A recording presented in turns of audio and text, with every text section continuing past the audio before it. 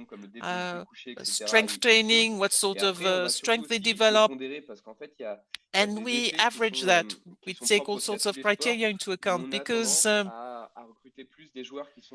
Sometimes, and that applies to every sport, you tend to recruit players that were born at the end of the year rather than the beginning of the year. So we try to take that into account using statistical data, because it's the type of bias you'll find in every sport. We'll try to reduce that bias as much as possible.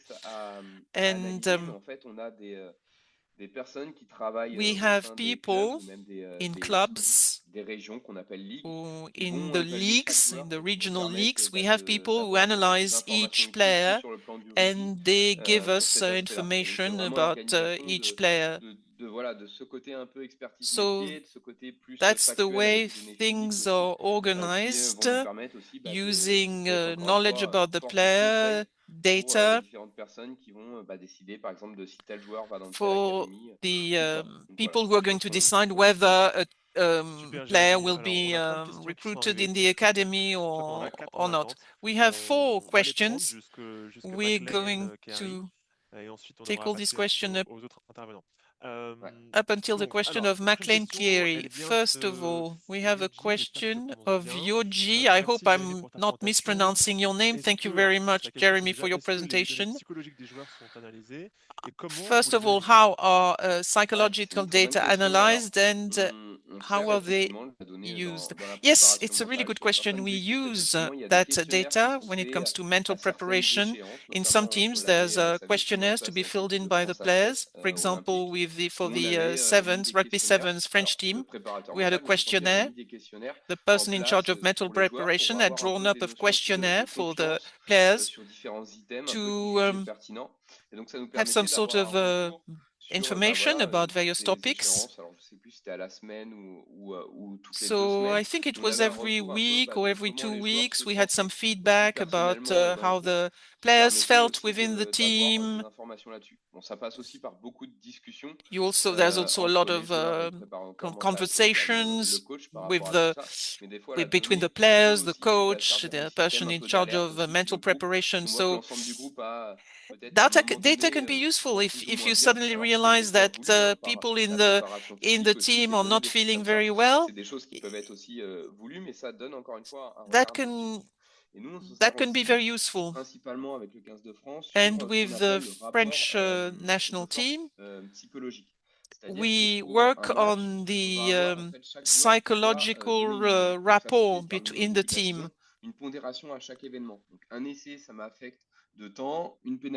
For example, if you have one try, it will have such impact. One penalty, it will have such and such impact on the player.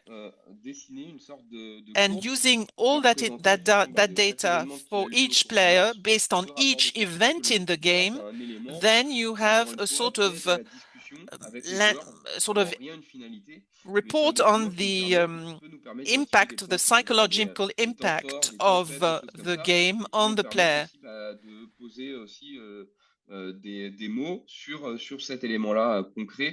And that way you can vocalize the impact on all this. That can help the discussion between the player and the person in charge of mental preparation. I've got another question from Elsie, and then Toga and McLean, and then we'll move on to the following presentations. And you can answer in the chat if you like. Elsie, very interesting presentation. There has been a measurable difference in injuries since that type of collection and analysis has been implemented.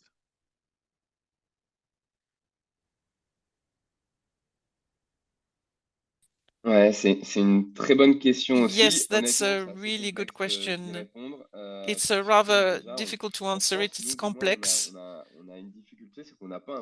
In France, the problem, we don't have an epidemiological program to monitor all the injuries in France.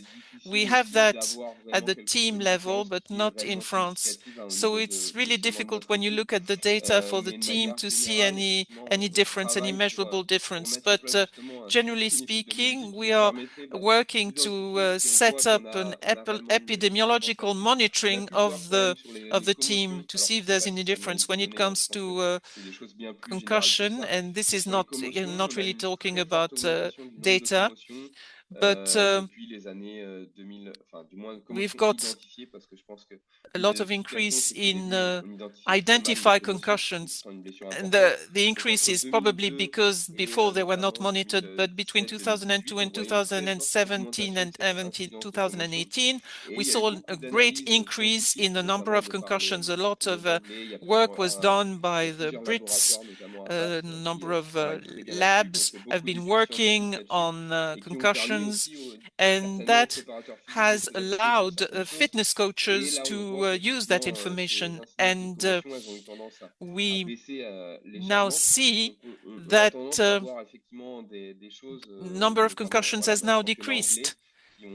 In the championship, in the British Championship, they worked a lot on that. So we see a reduction in the number of concussions based following these scientific studies and following the awareness that we now have about the need to recover after such an incident. But yes, I think that what is being done in that respect, that type of scientific work, is really important. J'ai une autre question de mon collègue Toga. Another very interesting question. My colleague Tonga, who's also a big rugby fan, asked, I am just wondering he said, whether you do live updates on the performance of the players, and you send the information to the players when they are on the ground playing.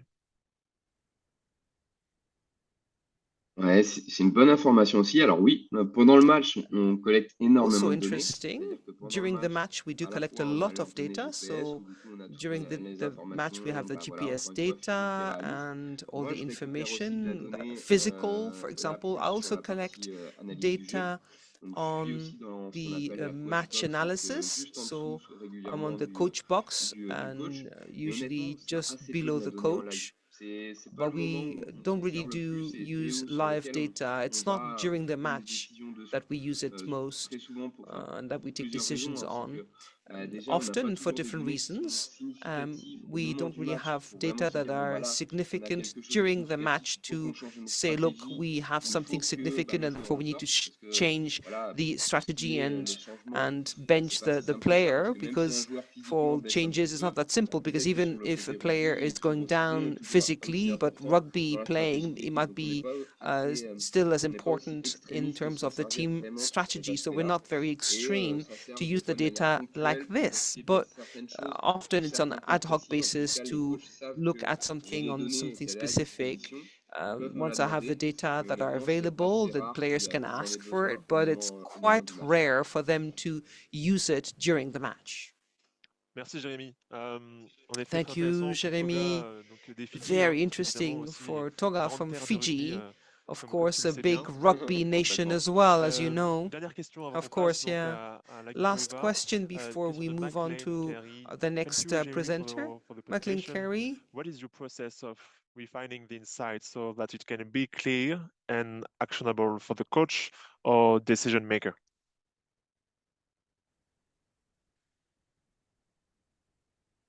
Ouais, alors le process, il y en a plusieurs parce qu'on s'adapte encore Well, une the fois à chaque process, personne. there's several processes because we adapt to each person. Some people are very much able of using apps and getting data from dynamic dashboards. Some coaches are using those apps on a daily basis and are quite autonomous. We just update the app. And for those, well, we need to send them a statistics report, but they need to get the report, 10 or 15 slides on which they're going to go and look for the important relevant information and that they might share with the players and others with whom we're going to present the data and the results with video footage as well, so that they understand what we're putting to them. So there's not just one single way of doing it, but different steps between myself identifying a figure which I think is interesting, sharing it with the other video analysts, to see whether they also have video information that are going in the same direction. And then, if the figure is still interesting, we shall communicate it with the coach. If the coach is interested, we might communicate it with the players. So the whole process is put in place before a figure, which I think is interesting to start with, is then presented down the line to the players. Communication and understanding of each player or person needs to be really clear so that we provide them with very clear information and data.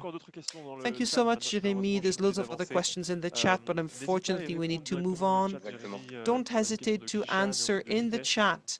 We have Kishan and Nitesh that ask questions on this. We have great comments to your presentation, and we hope the Six Nations, long live to the Six Nations. I knew that this presentation would be successful. Thank you, Jérémy, and we'll move on to something very different now on journalism with Lagipoiva, an important, very high-level journalist working for The Guardian. And I will give the floor immediately to Lagipoiva Cherelle Jackson. It's up to you. Thank you. Thank you, Leo. Just checking if you can hear me okay. Good. Talofa lava, good morning, good afternoon, and good evening to everyone tuning in today. So, Leo, if you can put up my slide, then we can start. So while Leo's doing that, my name is, I can't really see it, so just let me know when it's on. So my name is Lagipoiva Cherelle Jackson. I am originally from Samoa in the South Pacific. I am from the island of Savai'i. I also found that presentation very fascinating because I love rugby myself.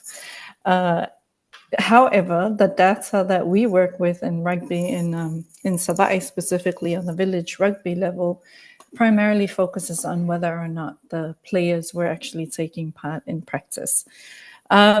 So, as I said, my name is Lagipoiva. I am the Director of Indigenous Climate Journalism at New Narratives. New Narratives is a nonprofit it's a global nonprofit, and we work with Global South journalists to train them on reporting on climate change and to build the capacity and understanding of Global South journalists on how to report on issues within their own communities. I am fortunate enough to lead the Pacific and climate work for New Narratives.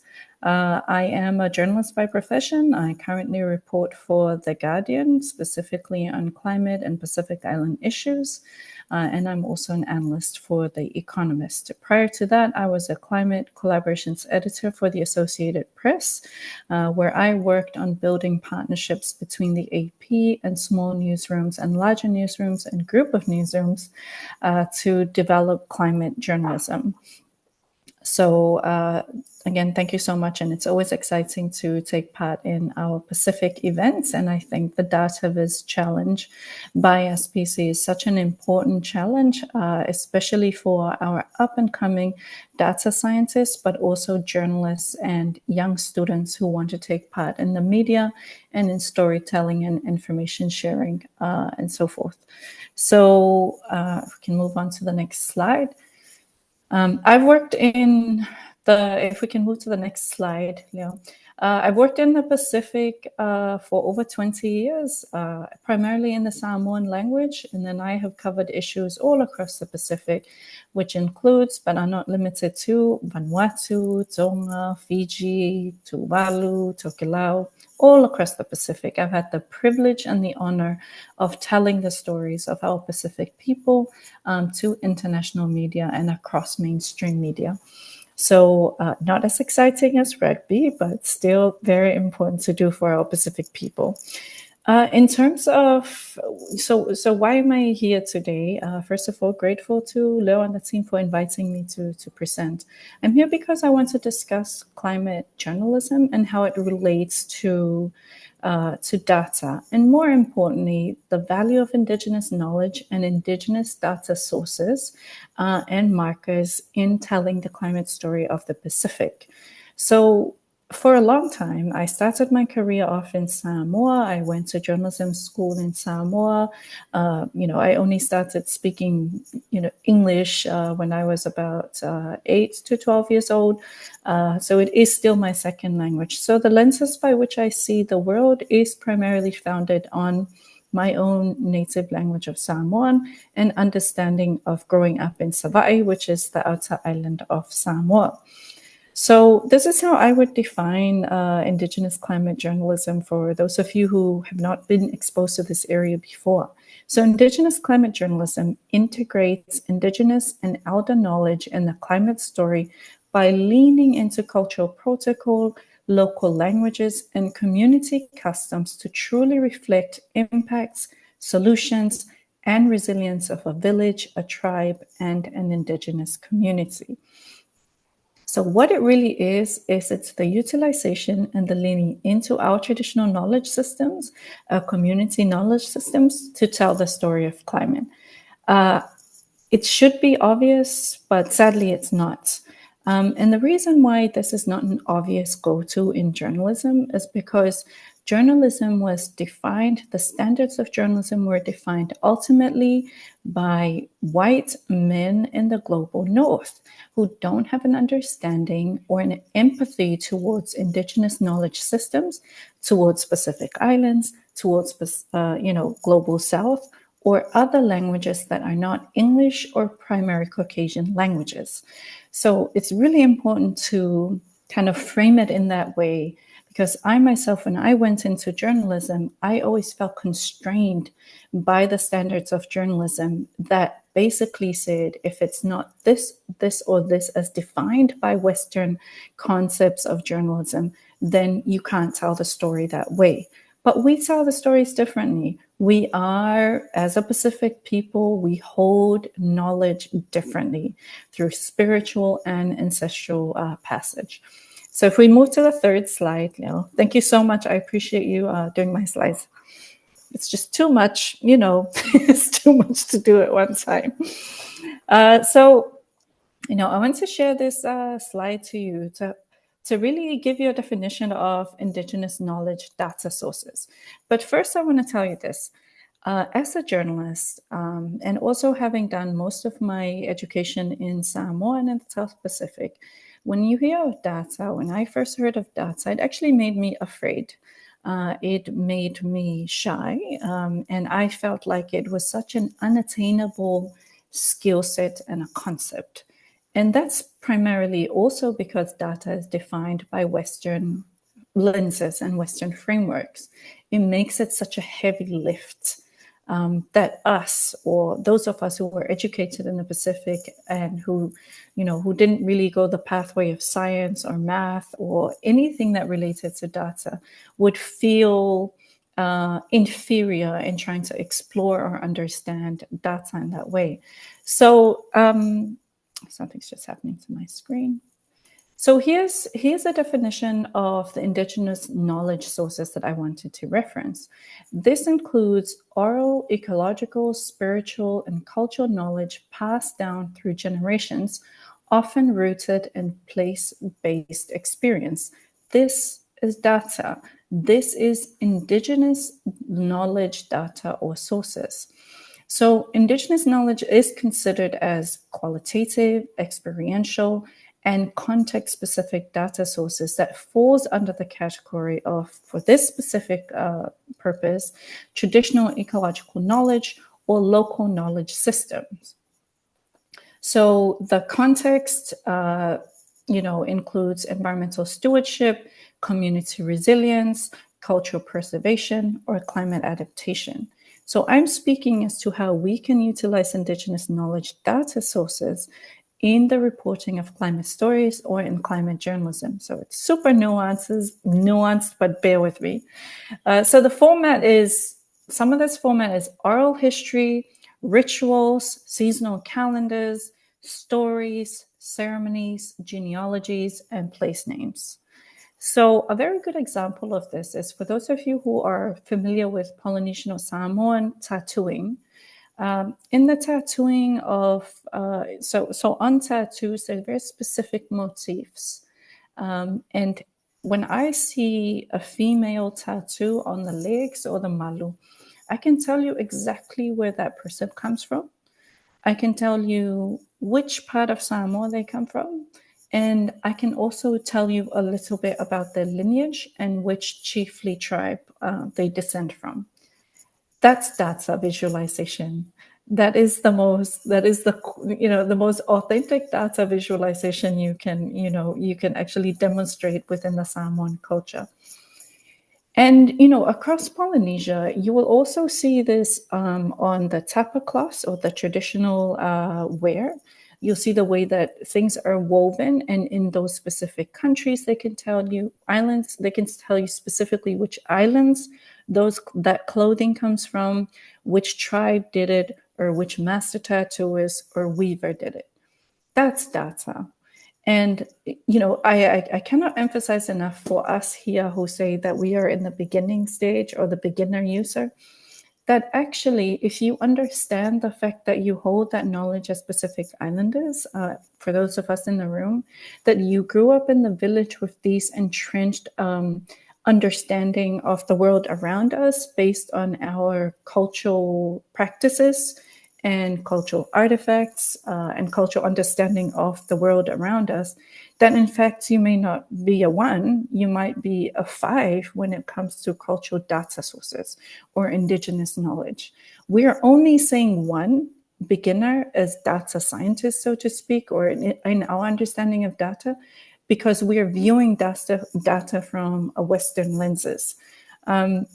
So I can't emphasize enough the need to empower ourselves as Pacific Islanders to not only understand the data sources from our indigenous knowledge and practices, but also to relay them and integrate them into modern data systems, or work with statistics that are currently in existence to then back up those stories. So the structure of indigenous knowledge, naturally, it's fluid, non-linear, context-rich, often qualitative, structured. It's not structured, formalized, or quantitative, and more often than not necessarily logic-based. So I'll refer you to an interview I had recently with a fisherman from Samoa. I was doing a story on the impact of climate change on fishing practices in the village. So he's a spear. So he dives to spearfish. And when I asked him, how far away do you go to then dive to the site? Now, fishermen in the US or in New Zealand or Australia might say, well, we go about 300 meters southwest, blah, blah, blah. And they'll give you a pinpoint, probably give you a GPS location. He said, well, I swim and I swim and I swim, and then I get there. Now, this is in the Samoan language. So this is the same as when you ask a Pacific Islander or a Samoan specifically to say, hey, how far is the house? And they will say to you, you go, and you go, right? There's no metric. There's no measure of how far that distance is. But I know that when he said, I swim, approximately, from my understanding, it's about 5 meters. So when he says, I swim, I will calculate that based on that, and I'll give him an average, and he'll say yes or no.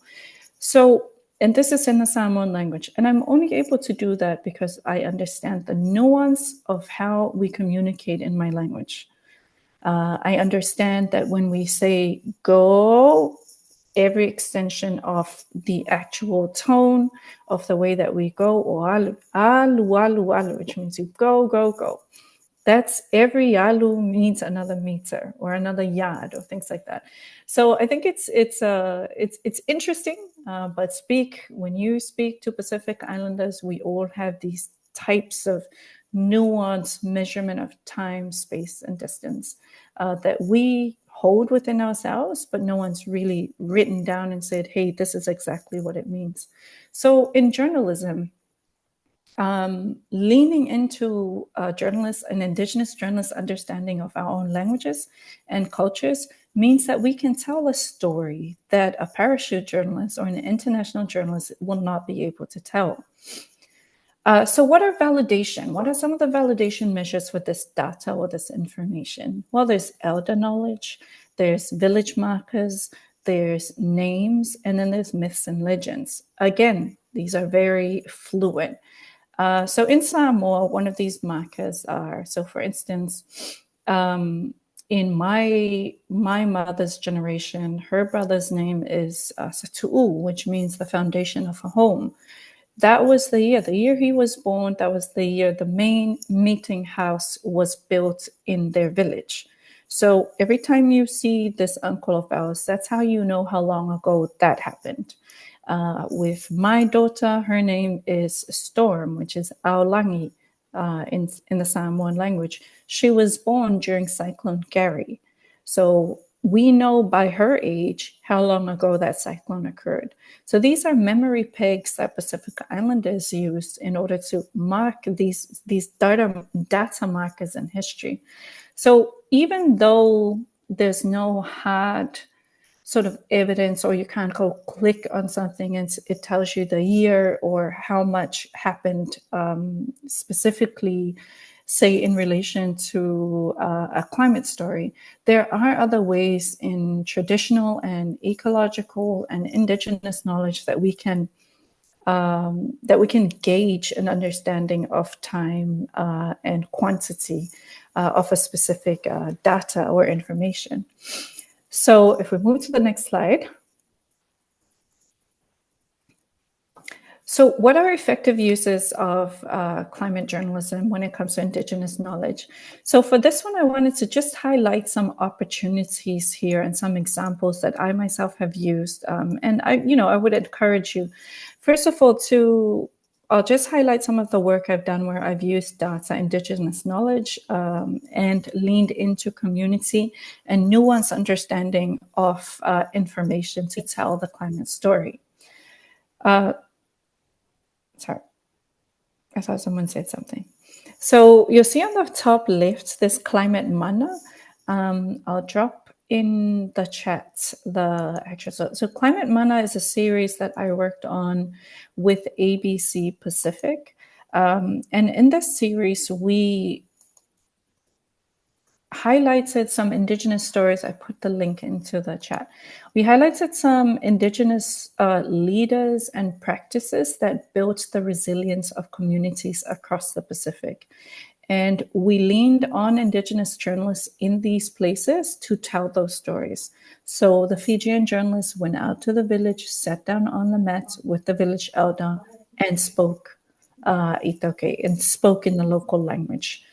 So it was then that they were able to, to really understand what was happening. This series that I did with The Guardian a few years ago, it's called An Impossible Choice. And we spoke to community members from across the Pacific. Again, we worked with local journalists who had already contacts on the ground and who could speak that local language and could effectively relay the stories from the ground.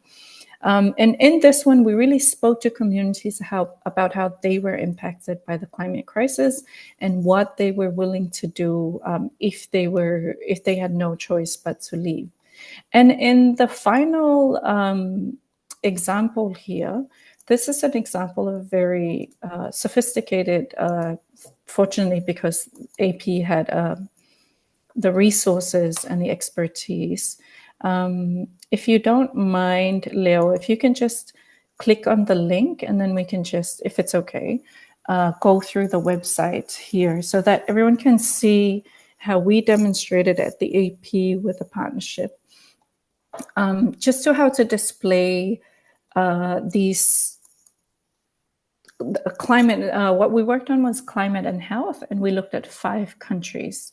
And how we did this was we used international data sources and then illustrations from scientific-based illustrators, and then couple that, sorry, the link is in the chat. So if you just click on the link in the chat. And then from there, we then our journalists then talked to the community members who then walked us through the human interest part of the story. So it's very, very interesting use of data, of illustrations, and then anecdotal evidence from communities who were affected by it. And so my recommendation in terms of the use of climate journalism and working with the media as it relates to data is, where you can or where you can support, stories need to be told by Indigenous journalists, by Pacific journalists about Pacific stories. Using local languages is very important so that you can really accurately gauge what the issues are or the accuracy of the impacts on those communities. Observing cultural protocol is really, really important. So if you can see here, if you scroll up, yeah, this was super interesting. All of these illustrations are done by, don't ask me what the programming is, because I am number one when it comes to actually data programming language. But, it does illustrate visually what happened in terms of climate and health in these 5 specific countries. And so Cherelle, in terms of... I'm sorry, I love it. It's just that I'm sure we are running out of time already. So maybe if you can conclude and then have time for the questions, This because is the I'm last sure slide. that, okay, we'll have questions. So this is the last slide, and the last one is like partner with local journalists, fund local Indigenous journalism, and lend your expertise where you can. And in the final slide, you have my contact information. Thanks, Lagipoiva. Thank you very much. I will go back to your last slide. Thank you. Thank you very much for your presentation. And I think it was very powerful to see all your knowledge regarding, as well, traditional knowledge on the Pacific. I think you mentioned as well the tattoo example. I think it's quite powerful as well. We can see someone who is coming from which country, which region, etc. Thank you very much, Lagipoiva, again for your presence here. And do we have questions already on the chat? So feel free to share your question on the chat, guys. I will stop sharing my screen. Okay. I see great comments on the chat regarding your presentation. Really appreciate it from all the audience. Do you have any question regarding Cherelle's presentation? Regarding the different series. While we wait, I see the comments from Papua New Guinea. Yeah. On traditional attires, the seasons, and so forth. Yeah, I saw it as well. First question from Elsie. So, what are your thoughts on the tensions between sacred and secret knowledge on the idea of open source data? Oh, very strong thoughts. Thank you so much for that question. Such an important question. I think this is where we struggle in terms of when it comes to AI. It's because, we do have this sacred knowledge, and traditional and Indigenous knowledge is sacred and it is spiritually and ancestrally held within place. So as a journalist, I can only speak to you as a journalist. It's always my responsibility to guard and be very respectful in the way that this knowledge is shared openly. The risk we're having now as journalists is that when I report on a story and translate Indigenous knowledge from the ground, it then goes online and then it becomes folly for the AI. And then it becomes open information that can be utilized. So there is this tension. It's a very uncomfortable tension, but at the same time, I think there are ways to honor and relay Indigenous knowledge respectfully without being extractive or without dishonoring the holders of that knowledge. At the end of the day, it needs to be with their consent and with their permission and respectfully done within the confines of the purpose that knowledge was shared. Thank you, Lagipoiva, for this answer. Very interesting question. Next question. What were your biggest challenges with indigenous data definitions and interpretation? Firstly, if any, internally without public exposure. Without public exposure. Okay. So my biggest challenge of indigenous data definitions is that it's not respected within Western frameworks. So when I speak on indigenous knowledge, when I speak on the fluidity of indigenous knowledge, it's not necessarily respected. And I saw this with my own late mother, who's a high chief, an orator and holder of amazing knowledge, is that she also struggled to be understood and to be respected. I see that across the Pacific Islands, our village elders who don't speak English and who cannot necessarily relay their information and their knowledge in scientific terms were immediately disregarded and disrespected.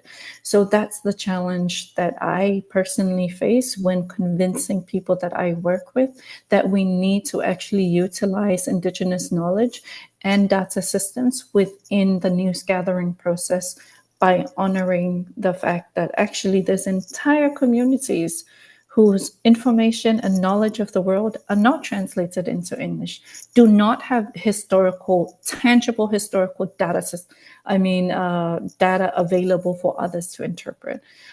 So thank you so much for that question. There's always a challenge when you are trying to actually validate and honor indigenous knowledge. And so that's really, in terms of interpretation, I think any Pacific Islander can tell you that the way that we interpret is also contextual. And so therefore, and that's not easy to do. So that's why you lean on a journalist or people who know that area, that language, and those people very well, because then you can really trust the way they interpret that information. So I will not dare go into Tuvalu and try to interpret the way someone is speaking to me about the bandanas leaf. I will get someone who can translate accurately from, even though I can understand Tuvaluan because it's the closest language to Samoan, I will need to get myself an interpreter who can speak, who is Tuvaluan, who can speak English very well and can accurately relay it to me. So those are some of the things you can do to try and overcome those challenges and those internal conflicts. Thank you very much, Dr. Lagipoiva. I saw a lot of great comments, and thank you for your great presentation. They all love you. So that's great to see a lot of interest regarding your presentation. So don't hesitate to ask other questions in the chat, the audience, and then I think Dr. Lagipoiva can answer you directly in the chat as well if you have like questions coming later. Thank you very much, Cherelle. It was a pleasure to hear from you, and I know you are busy as well, so thank you very much again. And I need to share as well that Dr. Lagipoiva will be one of our wonderful judges for this year edition, bringing all this specific knowledge and her background in data storytelling and journalism all the experience. Thank you. Thank you so much, Leo, and good luck with the rest of the webinar. Thank you. So we'll go now with the next speaker. We are running a bit late, so what's possible, what we will have like maybe a few minutes after 12, Numea time. But thank you again very much for your questions. That's the purpose of this webinar. So Thabata, over to you now, and thank you very much. And Thabata from New Zealand. Yes, hello everybody. Yeah, I just need to share my screen. Let's see if everything works as intended. I think so. Yeah, it sounds like everything is working. It's working. Yeah. It's just that there's that big thing in front of the slides on my side. When you share screen, it's funny, but yeah, I can see that it's all good. Cool. Let's get started then. All right, everybody. My name is Thabata. I am known online as T from Data Rocks. I am based in Aotearoa, that's New Zealand, and I am an information designer for about 10 years or so, mostly creating what I call data displays, that is dashboards, corporate reports, analytics, apps, any display of data. that contains data visualization in it. You can check more about myself and my work or get in touch through my website. That's datarocks.co.nz. Oh, sorry, I forgot to pass the slide. Hang on, slides are not going. Great, now they are. Good. Okay, cool. So we're here today to talk about style guides. And everybody usually starts with a definition of what a style guide is. In the case of data visualization, after a while, I realized it's actually best to start clarifying what a style guide is not when applied to Dataviz. The main misconception I hear is this one. Just use your brand guidelines and you will be fine.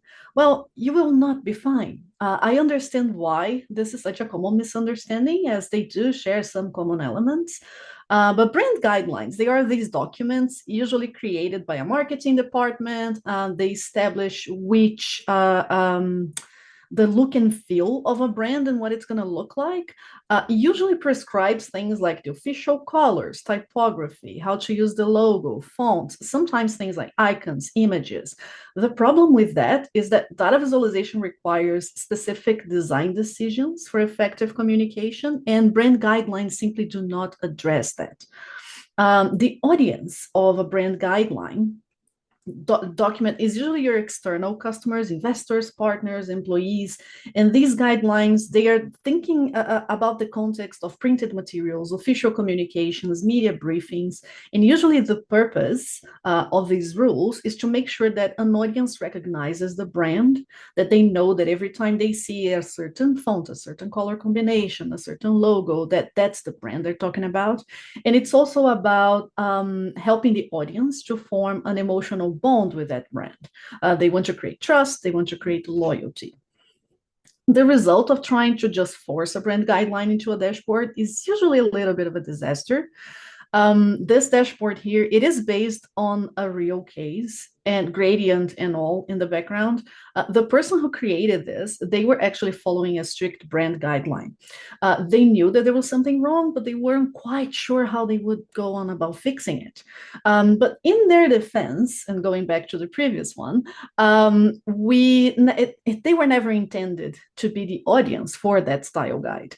Data visualization was not considered in it because it was meant for a different audience, a different context, and a different purpose.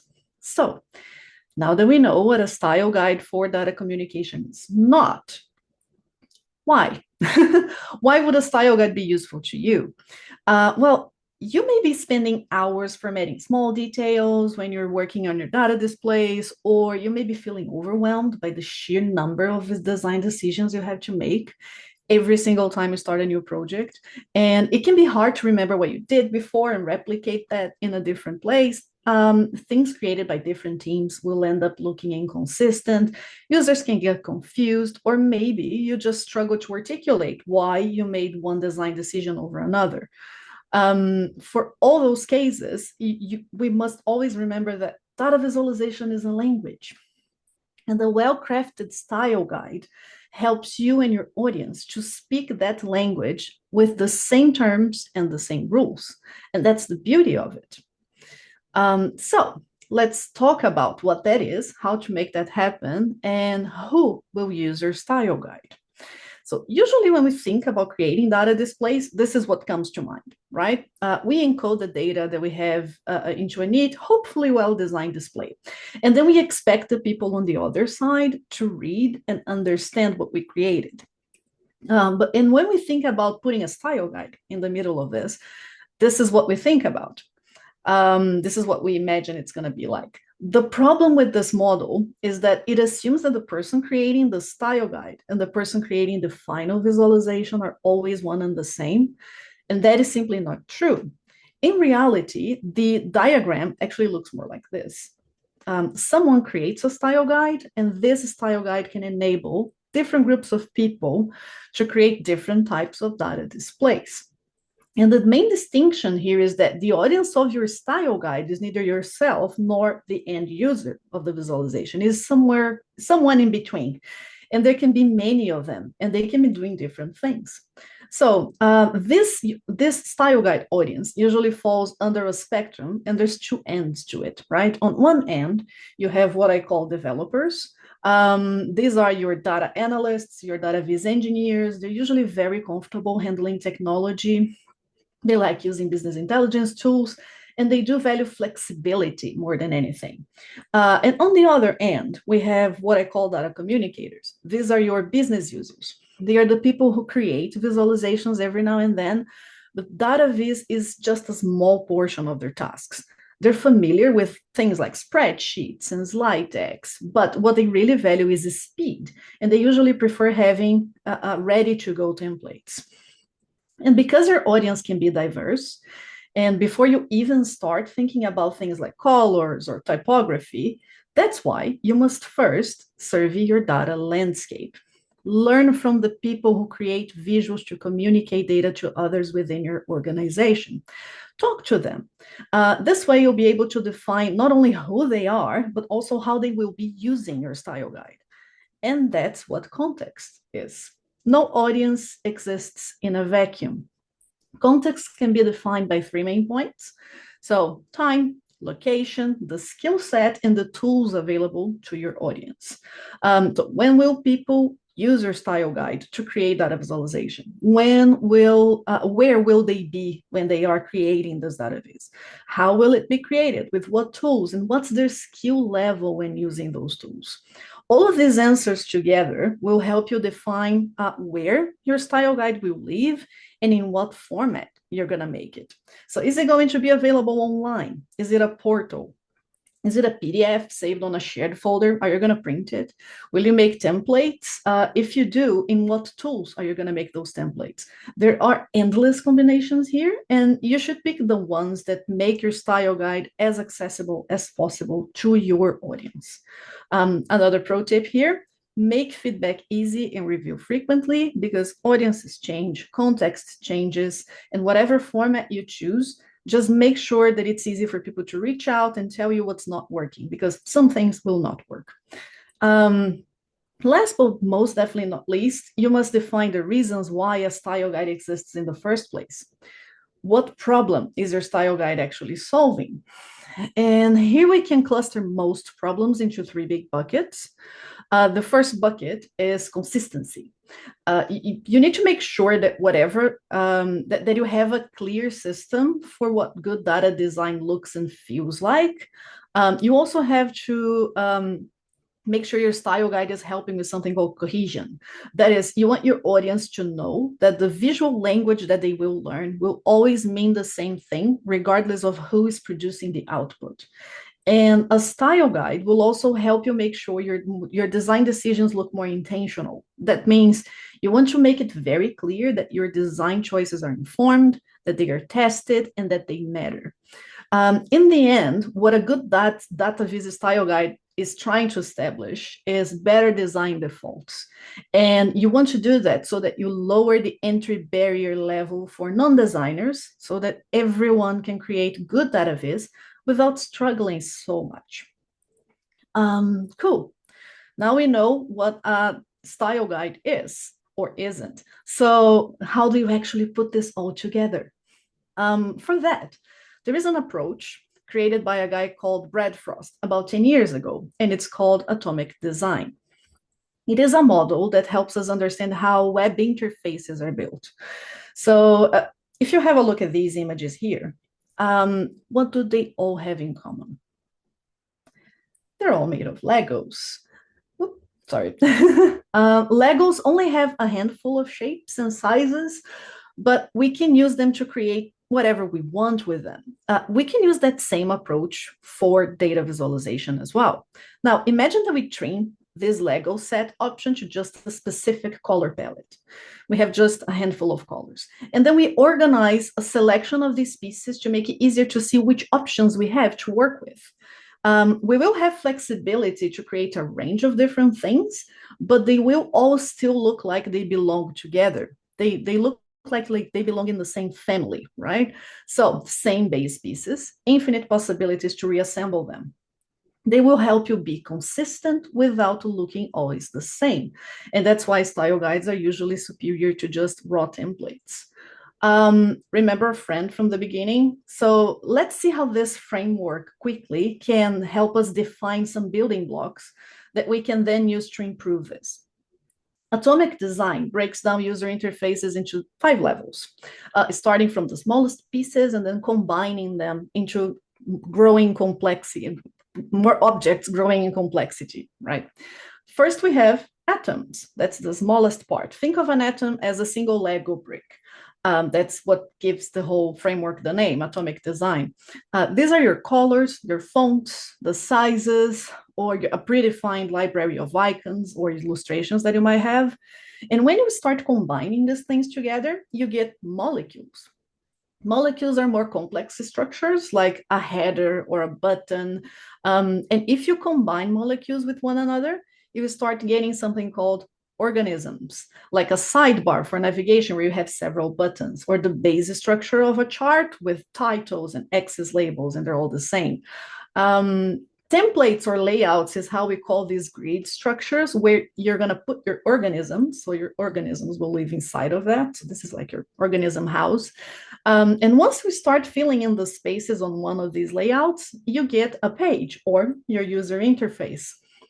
And as you can see, following this structure and applying it helped us still keep our data display on brand, but it also made sure that it was going to work more effectively for data communication.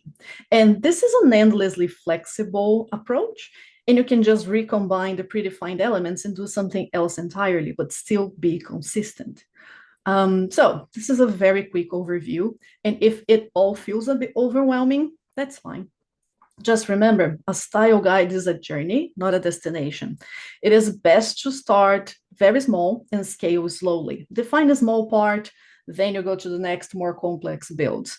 So to recap, define who will use your style guide, when and how. Think about where your style guide will live and in what format you're going to be making it available to your audience. Have a clear purpose. What problem are you trying to solve with that style guide? Start defining your design decisions following an atomic design framework. Test things out, iterate, and you're going to be good to go. Thank you all so much. I'm open for questions now. That was it. Thank you very much, Thabata. That was very interesting. And yeah, honestly, I think like all the future participants should listen to your presentation. It's very useful. So we have a first question from Ben. Yeah. Thank you very much, T from Data Rocks. That presentation was very close to my own heart because I work in comms and I've just worked on a style guide project. Oh, nice. But very much from the marketing perspective. Yeah. So I realize we might have a bit of an absence of further work to do on our own project. But I guess my question is more for people who are entering or thinking about entering a competition like this and in doing that, designing an essentially bespoke Dataviz, one that doesn't sit in a corporate identity or need to have a consistent look and feel across Dataviz. What extent would you go to create a style guide for a one-off project like that? No, that's a great question. When we usually talk about style guides, it's in the context of an organization, right? But you can, for every project I do, no matter how bespoke it is, I do define some elements of this. So when I talk about the atomic design framework, you see how you have all the smallest building blocks, and then you go building up on complexity.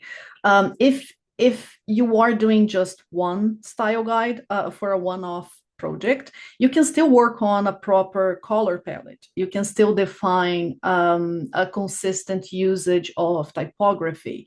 You can still define accessibility rules that you want to follow for that project and constrain yourself, instead of having every single option on the map for colors or for types or for how you're going to develop that design. You establish a specific set of rules to follow. That actually helps you not just be consistent with other visualizations, but within your same piece of work.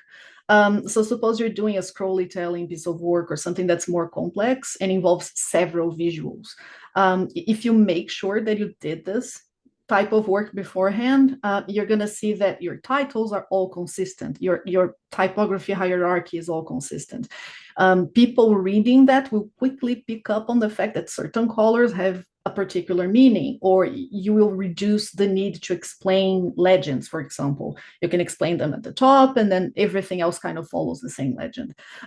You can most definitely do a style guide for just one project. It is slightly different from the approach I just showed, but pretty much the same kind of approach. So you would define those constraints before getting started, and that will help you be consistent across the entire project. Good. That's great. Thank you. Thank you. Thanks for your question. Very good. Thank you, Tabata, and thanks for this question, Ben. I think we have one other question among all the thank you for you, Tabata.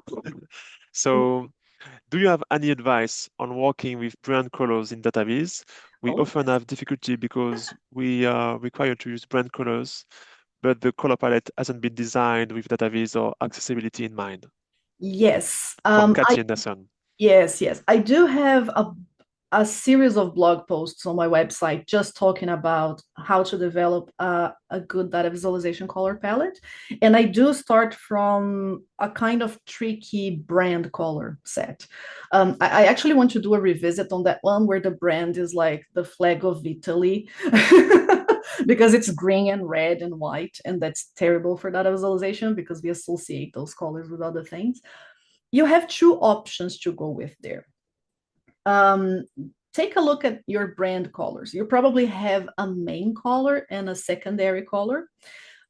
Pick which one works best and go from there. So what you're going to do with your approaches is you either will define slightly different variations of that color. So for example, if you work for Coca-Cola and your brand is red, you are not going to do every single chart with red bars. But you can do it with a slightly darker shade of red, or you can pair that with a different color, say like a gray, and make that work out a little more. So you can change your brand color and still feel on brand, but add different colors to the mix and balance that out a little bit. And the second option you have is to go rogue and do it completely different. I've done this before. So get to your marketing department and say, look, the brand colors really do not work for data visualization. We can make it still on brand, but not using brand colors for charts. So you use your brand colors for something else. Say LinkedIn is very good at doing this. If you look at their charts, all of their charts are different colors other than blue. It's not everything blue, but everything else around it is shades of gray and blue. So all of your scaffolding, your font, your titles and stuff, it's your brand coloring, but your actual chart that people need to read and encode data into, it's different colors. You can do that as well. So there's lots of ways how to approach that. Those are just two approaches, but I would go either one of them. Either you change keep the colors in the same family, but make them a little more neutral and make them work with other colors, or go rogue, go completely different, and apply your brand colors into something else in the display that's not the visualization themselves. Thank you very much, Tabata. Very interesting question regarding the data accessibility and Dataviz accessibility. Yeah. We have one other question before we go with Pawel. And always, we will finish a bit late, but we will let time as well to answer the questions with Pawel. And if we have more questions for Tabata, you can ask. So one question from Jamie. Thanks, Tabata, for the wonderful presentation. Just wondering, is it really essential for an individual involved in data presentation or visualization to possess knowledge experience in coding? And to what extent can such proficiency prove advantageous? You do not need to code at all to do data visualization. I have been doing data visualization for about 10 years now. I did not started coding. I started as a business person who just wanted to make some charts. You have a lot of wonderful low-code tools these days that can help you just encode a data set into a chart. But the biggest thing you have to learn about is the principles of data visualization. What makes a chart work? how are you going to communicate this data? Who are you going to communicate this to? Why that matters? Regardless of technology, because technology comes and goes, and because technology is something that, nowadays it's coding, but tomorrow it might not be, especially with AI right now doing all the code for you and stuff like that. So it might change very fast. What really remains is your skill to know what good looks like and to know how to communicate data. You can communicate data just with text. You can communicate data with a painting. You can communicate data through a tattoo. You can communicate data through lots of ways, and not all of them require coding. Lots of business people, business side people who are not proficient in data science or proficient in that, they do data visualization every day with Excel, with PowerPoint, and they don't know how to write a single line of code. So you do not necessarily need that type of skill set. Just make sure that you know what good communication looks like. Yeah. Thank you very much, Tabata. Very interesting because we have a lot of questions for the Pacific Dataviz change about which tool they should use. So it's accessible for everyone. Pen and That's the paper. message. I have in my Yeah. background here. It's a self-portrait. It's made Yeah. with ink and watercolors. Yeah, exactly. Thank you very much again, Tabata. Great presentation. And I strongly advise you, everyone, to follow her on LinkedIn, as all the others, Dr. Cherelle Lagipoiva Jackson and Jérémy Chéradame as well. They have all resources on LinkedIn. They share a lot of posts and very popular as well on the different social networks. So thank you again. And if you have other questions, you can ask them in the chat, and then Tabata, I'm sure, will answer it in the chat as well. Yep. Thanks. Now we will go with Pawel. So Pawel, can you hear us? Because we couldn't do the checking before. Yeah. Yeah. Apologies for being late. I can hear you all right. Okay. How about you? Can you hear me okay? We can hear you okay. Can you share Good. your presentation? Absolutely. So it's the little button at the bottom. Yes. In green, Okay. if you can see it. Wait, I need to. Okay. Yeah, thank you. So we should finish around 12:10, guys. And then if you have questions as well, don't hesitate to put them in the chat. Thanks, Pawel. Over to you.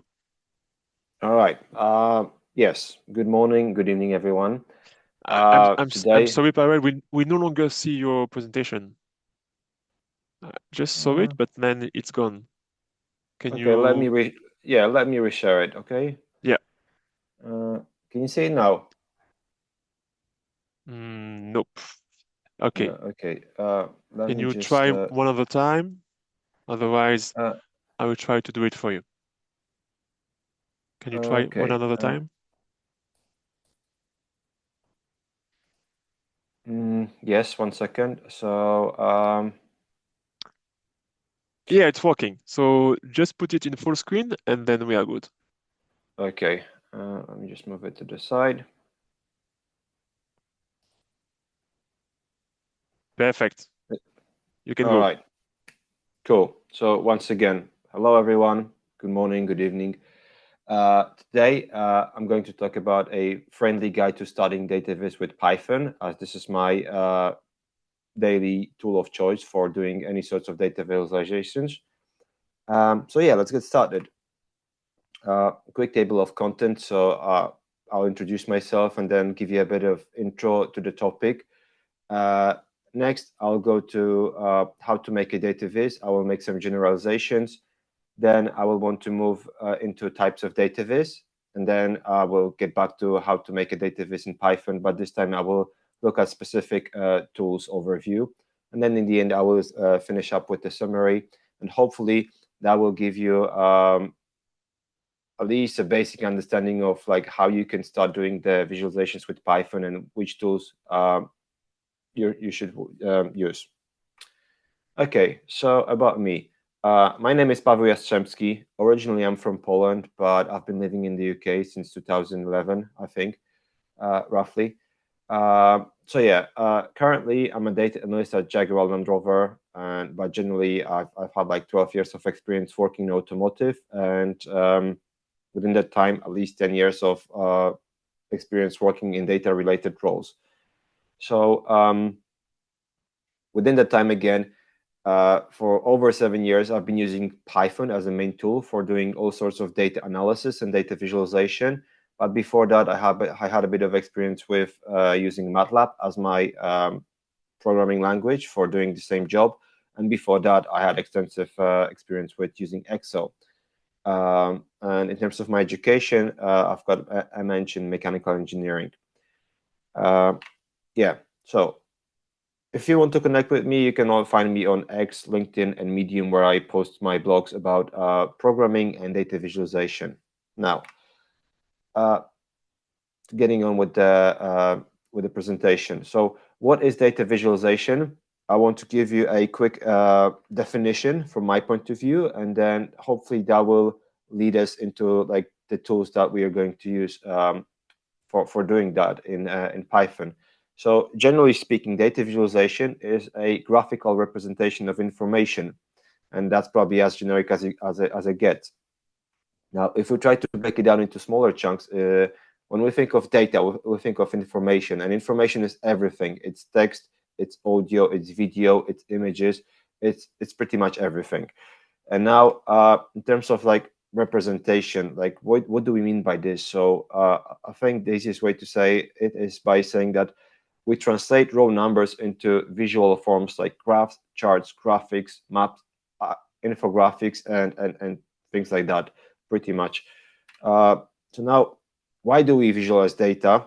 I think answer to this question has also been mentioned in the previous presentations, but let me kind of present you my take on it.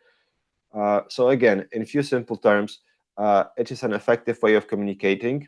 It simplifies complex and big volume data. It makes understanding and interpretation of data easy, or at least easier than it is like when you look at compared to the raw data. And it also allows to identify the trends in the data quickly. It effectively enables making informed business decisions. So like that's all the benefits of presenting data in the visual form. Now, how do we make a data visualization? And generally speaking, we have two ways. So we can do it either graphically or programmatically. And if you're looking at like graphical ways of making data visualizations, there's a number of tools that we can use. So we have Adobe Illustrator, which is proprietary software. We have the likes of Figma, which is got a completely fully web-based software for creating graphics, not only graphics, but also graphics. And we have open source solutions like Inkscape, which is pretty much a open source counterpart of Adobe Illustrator. Now, in terms of doing data visualization programmatically, I think we have two main branches, at least from my point of view. So you want to do data visualizations for data analysis or for the web. Now, if you go with the data analysis, then you have two main choices. You either go with Python, which is very popular in data analysis kind of branch of business, or you can go with R, which is another popular programming language. In terms of like doing data analysis for the web, you probably have to go with JavaScript. And like below, I've listed some popular libraries used for plotting in those two languages. However, today I will focus more on Python because this is like where my area of expertise is. So in terms of like how do I technically visualize the data, and there's a couple of things you want to do to represent the data. So we can talk about this static graphs, which is basically an image, a graph in the form of an image. But also creating a video or animation is also a way of representing the data.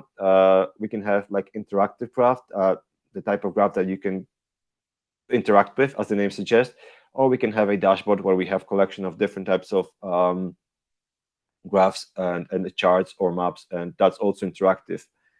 So from technical point of view, this is the kind of things you can do to present the data. Now, getting back to visualizing data with Python specifically, there is a number of tools, and like these are like the most common ones, which I've selected, but these are not the only ones. So the list is much bigger. I think there's like 9 or 10 tools in here, and we only have a couple of minutes remaining, so I will only briefly go over them, say a few words about each of those tools and like what they're specifically good at, because it's not like you have to learn all of them. Each of them has like strong sides and weak sides, and each of them will be good for like specific type of data visualization that you wanna do. So if you're at the beginning of your data analysis journey, you most likely will start with learning one of those tools, and then as your needs are getting bigger and bigger, you will probably move on and learn other tools as well, and that way you will build up your experience.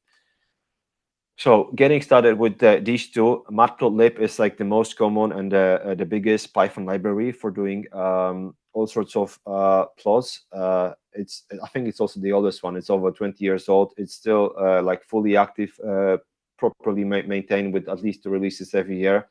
So this is a good starting point for all of you to begin your journey with Python and data analysis visualization. It's got plenty of different types of plots, so it's got like, if you want to do anything, it's guaranteed that they have a plot type for it already, and you know, you don't have to worry about it too much. But it's also highly flexible. It's highly customizable, so every element of the plot can be customized. So this is a really good starting point. And also, like, to attest to this as well, all I can say is that many of other libraries have been built on top of Matplotlib. So I think this is a great testament of like how good this library is. And but Matplotlib is a typical library for Python, and you do things the Python way. On the other hand, if you come from the R background, there's another library called Plot9, and this is basically a port of R's ggplot2 library, which is based on the book called The Grammar of Graphics. And it uses a slightly different approach. You use the declarative way of creating graphs, where basically you more describe of how you want to data visualize. You build layers of that, and that's how you. If that's something you're more familiar with, I think this is a probably better place to start your journey with Python data visualization. But this library is also built on top of Matplotlib. So these two were general purpose libraries, shall I say? Also, if you want to do like simple graphs like you would do with Excel, or some basic statistical plots, then probably these two will cover your needs. However, if you want to do some more sophisticated statistical analysis and statistical plotting, then Seaborn is your good best friend or good choice, because again, it's built on top of Matplotlib. So if you know a bit of Matplotlib, you will find it super easy to switch to Seaborn. But even if you don't know Matplotlib and you're purely interested in like statistical plots, this library will be your go-to choice. Also, one thing I haven't mentioned with Matplotlib, since it's such a big tool with a number of options, you also need to, and allows you, it gives you the flexibility, but also the flexibility means that default settings are fairly standard and basic. So in other words, they don't look pretty. So you get the flexibility, but also you're responsible for making sure your plots look good. So you need to spend a bit of time designing the plots and also looking at the aesthetic side of the plots. Whereas with Seaborn, if you want to get like semi-good looking plots and represent like statistical visualizations, then yeah, you get that out of the box. Now, I've mentioned maps as well. So in terms of maps, we have two options here. The first one is called GeoPandas. And again, this one is like, both of them are actually built on top of Matplotlib. However, the difference between GeoPandas and Cartopy is that GeoPandas is like a full library for doing geoanalysis. So plotting maps and chromoplets is like part of the library, part of the library's functionality, but it's not the whole bit. Like if you want to carry out a geoanalysis, doing some sort of manipulation or transformation of the data, that's the library to use, and also plotting is part of it. However, it works really well with Cartopy, which is another library But all it does is really it provides a various map projections, and that's really handy because sometimes like you require a different map projection. So you would use a different map projection if you plot a continent, different map projection if you plot the whole world, or different map projection if you plot like maybe small area like a one country. So Cartopy basically provides all sorts of projections, and you don't have to implement them from the scratch. And they work together really well. But majority of those tools produce static plots.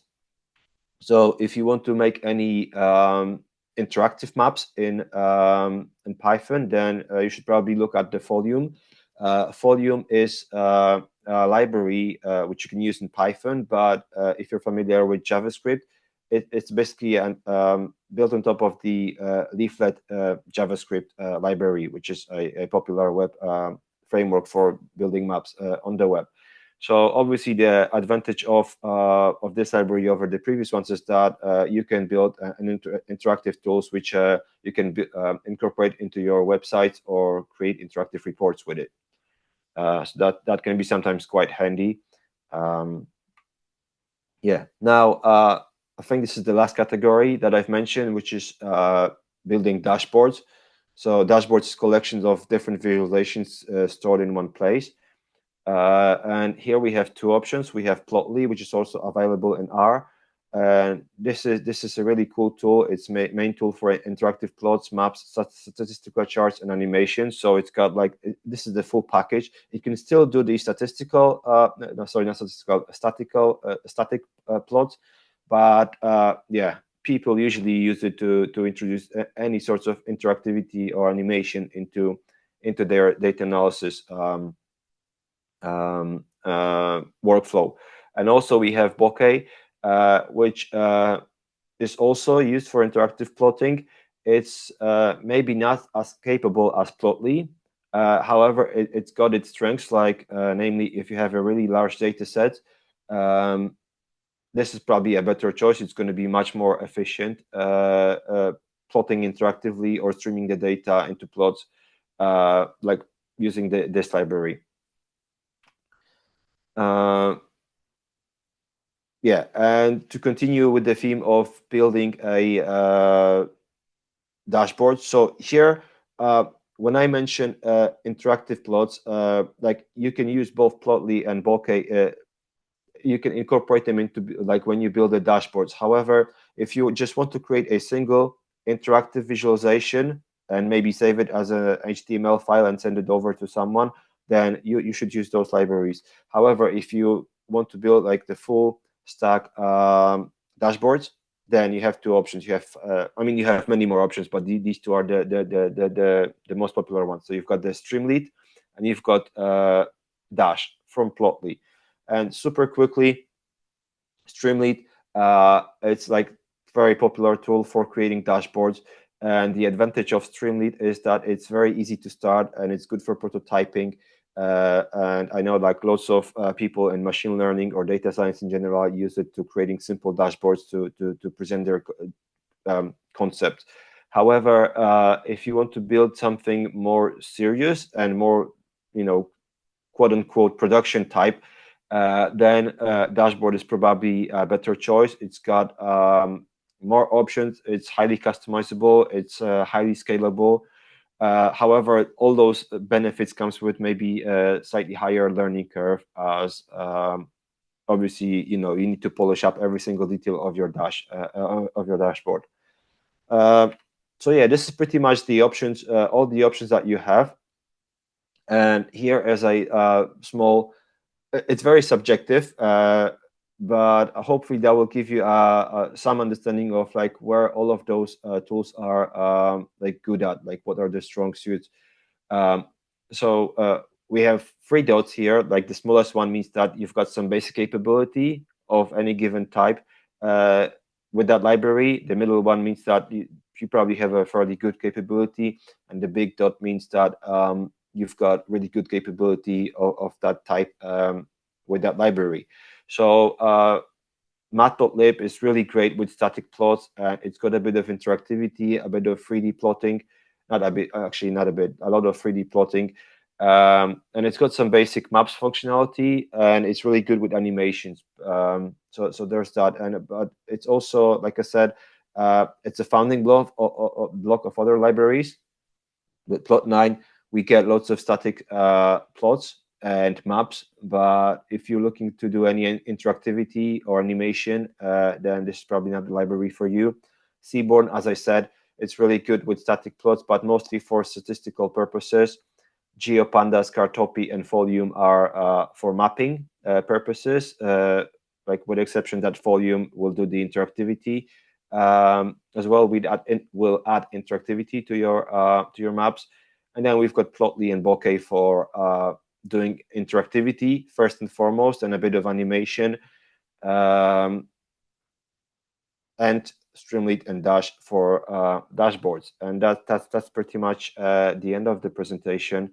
Hopefully, I know, I mean, this presentation is supposed to be technical, but given the time limitation, all I could offer is kind of show you the ecosystem of the tools that you can pick, and hopefully give you a very basic overview of like what these tools are good for. So if you're interested in a specific type of a visualization, you know, now you have a choice, and hopefully you will be more informed in your decision.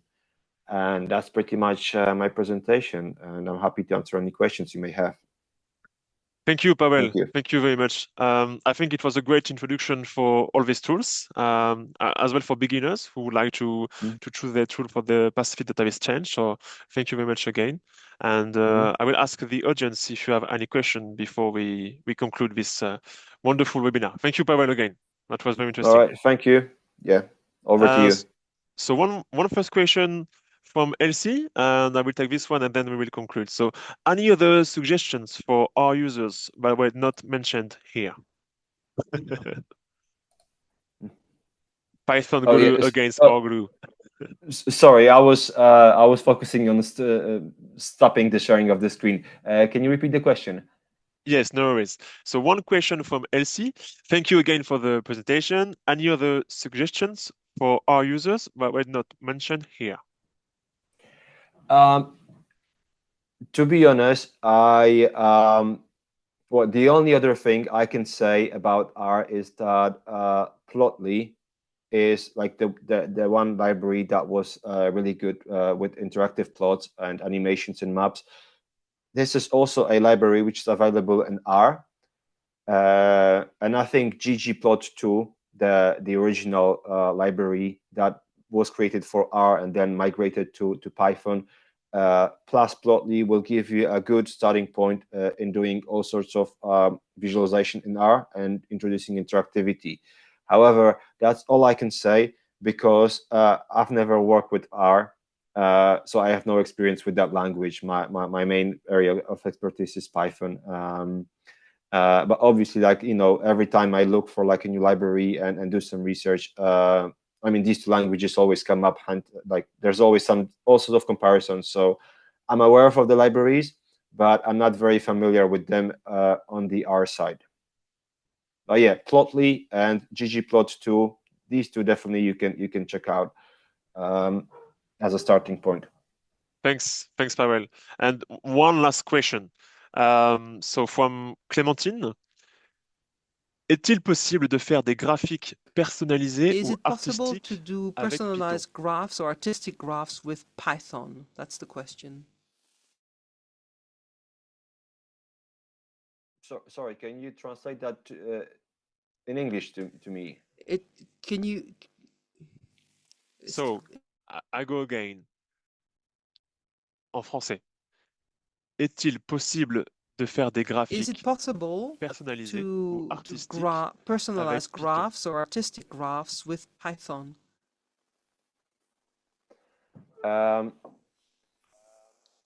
Because I was on the original audio, so I was hearing that question in English. So sorry, in French, not in English. Okay, I can say it in English if you want. Yeah, we yes, can. Please. So, is it possible to create charts or graphics, personalized artistic graphics in Python? I mean, the immediate answer is yes, but also it depends on like what anyone means by artistic. But if we, like every single library that I've presented obviously comes with some default settings. Some of them will be like really, really like basic and probably not like ugly. Like let's call it. They will be ugly. Other libraries like Plotly, they will have like pretty much decent default settings. So they would kind of say produce a good quality plot by default. So if by artistic you mean you want a good quality aesthetic plots which has good like colors which are appropriate for the data visualization, and it follows like typical like chart creating rules, like don't include too much information, don't overuse the colors, add labels, add legends, all those things, annotate your data, include sources. So if that's what you mean by artistic, then many of those libraries have those settings. Like all of them allow you to do that. Some of them will give you that by default. With some of them, you will have to add them manually, but there are functions for them. So hopefully that answers that question to a degree. If we are thinking of some higher level of artistic expression, then obviously like I would need to understand like what is it that you're trying to achieve. However, to finish my answer, some of those libraries have a very high level of flexibility. So like the first one, which I've mentioned, the mat.lib, it is highly customizable. So there is pretty much everything you can do with that library. It's just having the time to go through the documentation and finding the right set of functions that will get you there. So yeah, if you're looking for like highly custom visualization, or if you're looking to build a highly custom visualization, then this is probably a library to start with. Thank you, Hopefully Pawel. that answers the question. Yeah. Yeah, I think it does. So now it's time to conclude. We are already a bit late regarding the schedule, but it's your fault, guys. You had great presentations and we had many questions, which was the purpose of this webinar. So I'm very happy with it. Maybe one last thing before we conclude this webinar. I think we can all say thank you to our great speakers, starting with Jérémy and then Dr. Lagipoiva and Thabata and Pawel. So huge thank you guys for your great presentation. Honestly, I really loved it, all of that. So yeah, merci, Malo, Vinaka, thank you very much. And before we say goodbye to each other, and not goodbye, I would like to say see you soon. I would like to just play a little game before we leave this room together. So I have one last question on my Slido account. Okay, I would like to see with you. It's this one. So I would like you guys to see to write "see you soon" in your own language. I mean, in your dialect, in your local language.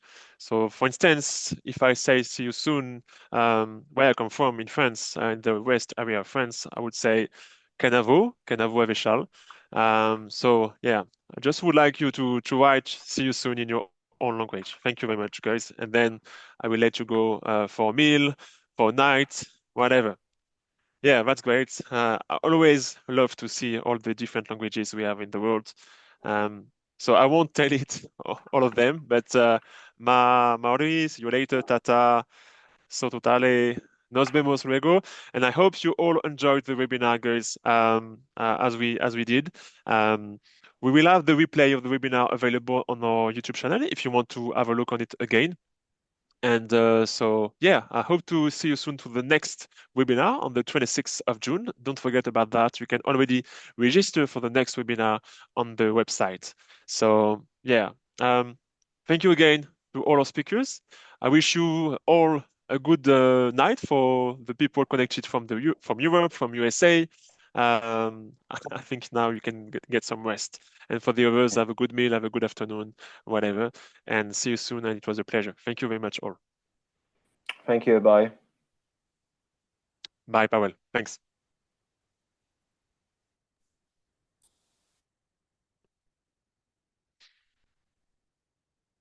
See you when I see you. Look at me, Banana too. Thanks all.